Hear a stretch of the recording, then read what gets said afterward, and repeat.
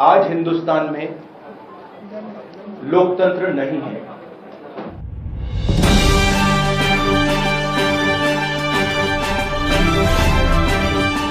नमस्कार, आप देख रहे हैं वॉइस ऑफ कोटपुतली। मैं आपके साथ कुमार अंकित। लोकसभा चुनाव 2024 के दौरान कांग्रेस नेता राहुल गांधी सहित तमाम विपक्षी नेताओं द्वारा मोदी सरकार पर तानाशाही करने और लोकतंत्र और संविधान को खत्म करने के तमाम तरह के आरोप प्रत्यारोप लगाए गए। लेकिन आज आप सोच रहे होंगे कि जब लोकसभा चुनाव परिणाम आ चुके, सरकार का गठन हो चुका, तो आज अचानक लोकसभा चुनाव प्रचार के दौरान विपक्षी दलों द्वारा लोकतंत्र और तानाशाही को लेकर दिए गए बयानों की चर्चा की आज आवश्यकता क्या है। आज उन बयानों की आवश्यकता है क्योंकि आज का दिन भारत के लोकतांत्रिक इतिहास में एक काले दिन के रूप में लिखा गया है। आज ही के दिन वर्ष 1975 में तत्कालीन प्रधानमंत्री इंदिरा गांधी ने देश में आपातकाल की घोषणा की थी। आपातकाल उससे पूर्व भी देश में 2 बार लगाया जा चुका है, एक बार 1962 में और दूसरी बार 1971 में। आपको बता दें, राष्ट्रपति संविधान के अनुच्छेद 352 के तहत आंतरिक अस्थिरता और बाह्य आक्रमणों को ध्यान में रखते हुए अपनी शक्तियों का उपयोग कर देश में आपातकाल लगाता है।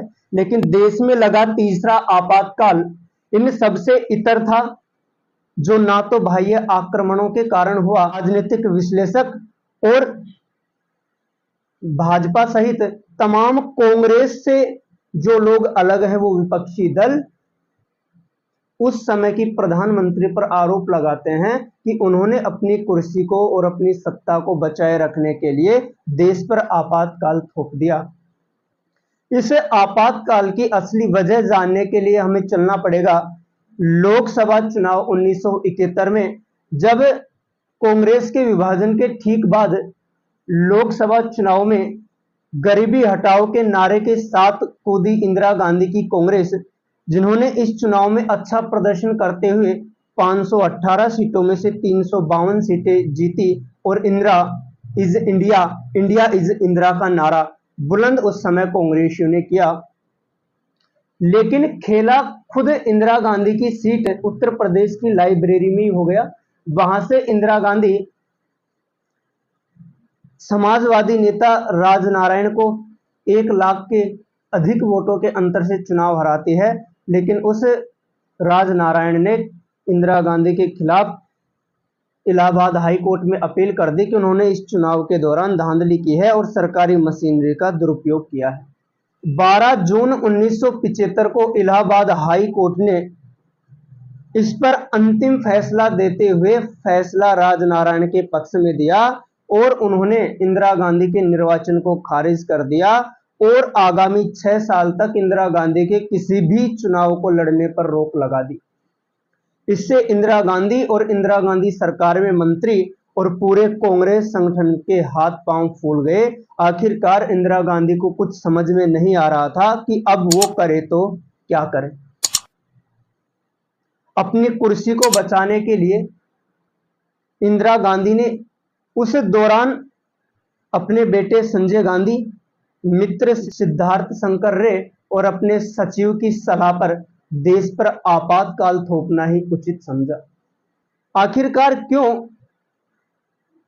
पंडित जवाहरलाल नेहरू, जो लोकतंत्र की वकालत करते थे, जिनके बड़े अर्थशास्त्री और राजनीतिक विश्लेषक प्रोफेसर लास्की भी प्रशंसक थे और विश्व के तमाम बड़े नेता उस समय के और तमाम राजनीतिक विश्लेषक नेहरू की लोकतंत्र में आस्था की दुआएं देते थे। उस नेहरू की बेटी इंदिरा गांधी ने अपनी कुर्सी बचाने के लिए इस भारत में लोकतंत्र का गला घोटने का काम किया। सिर्फ यह एक कारण ही नहीं रहा आपातकाल का। जैसे ही इलाहाबाद हाई कोर्ट ने इंदिरा के खिलाफ अपना फैसला सुनाया, ठीक वैसे ही देश के उस समय के स्वतंत्रता सेनानी और बड़े नेता जयप्रकाश नारायण ने समग्र क्रांति का नारा देते हुए अपनी आवाज सिंहासन खाली करो जनता आती है बुलंद की, इससे इंदिरा सरकार की जड़ें और कुर्सी दोनों हिल गई। इसके साथ ही बिहार और गुजरात में छात्र आंदोलन भी समाजवादी नेताओं के नेतृत्व में उग्र होते गए। धीरे धीरे पूरे देश में इंदिरा गांधी सरकार के खिलाफ माहौल तैयार होता गया और समाजवादी नेता सारे एक मंच पर आकर मांग करने लग गए कि इंदिरा गांधी इस्तीफा दो, क्योंकि इलाहाबाद हाई कोर्ट ने फैसला इंदिरा गांधी के खिलाफ दिया था। लेकिन इंदिरा गांधी ने कुर्सी छोड़ने के बजाय देश पर आपातकाल थोप दिया। यह आपातकाल पूर्व में लगे आपातकालों से बहुत ही अलग टाइप का था और उन दोनों आपातकालों से इतर इस दौरान जैसे ही 25 जून 1975 को आपातकाल की घोषणा हुई, आपातकाल के दौरान विपक्षी नेताओं को चुन चुन के जेलों में डाल दिया गया और उन पर यातनाएं की गई, उन्हें प्रताड़ित किया गया। और दूसरी ओर इंदिरा गांधी के बेटे ने 20 सूत्री कार्यक्रम के तहत लोगों पर जुल्म करने शुरू कर दिए, युवाओं की नसबंदी उन्होंने करवा दी। इस दौरान देश के नागरिकों के मौलिक अधिकार भी खत्म हो गए और चारों तरफ हाहाकार मच रही थी। देश दुनिया विश्व के सबसे बड़े लोकतंत्र की धज्जियां उड़ते हुए और हत्या होते हुए अपनी आंखों से देख रही थी। लेकिन उस समय की प्रधानमंत्री इंदिरा गांधी एक के बाद एक संविधान में संशोधन कर रही थी और जनता के ऊपर अपने मनमाने फैसले थोप रही थी।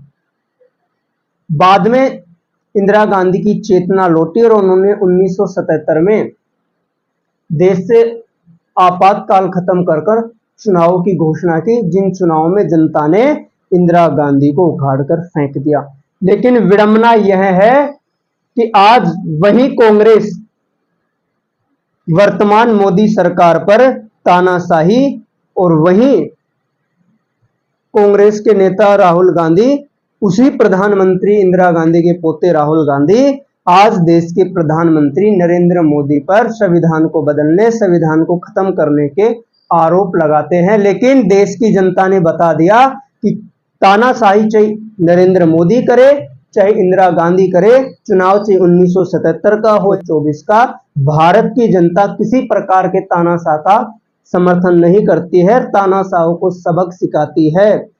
क्योंकि भारत में लोकतंत्र है, भारत में जनता का शासन है, तानाशाहों का नहीं। आखिरकार देश में लगे आपातकाल और इन चुनाव में लोकतंत्र, आरक्षण और संविधान को लेकर जो एक लंबी बहस छिड़ी, उस पर क्या है आपकी राय, कमेंट बॉक्स में अवश्य रखें। धन्यवाद। श्री बालाजी फिनसर्व, जहां मिलती है आपको वाहन बीमा, स्वास्थ्य बीमा, म्यूचुअल फंड, जीवन बीमा, फाइनेंस, साधारण बीमे की सभी सुविधाएं। कार्यालय बानसूर महाविद्यालय के पास, बाईपास रोड बानसूर। मुख्य कार्यालय लालकोठी कोटपुतली। अधिक जानकारी के लिए संपर्क करें 8302367656।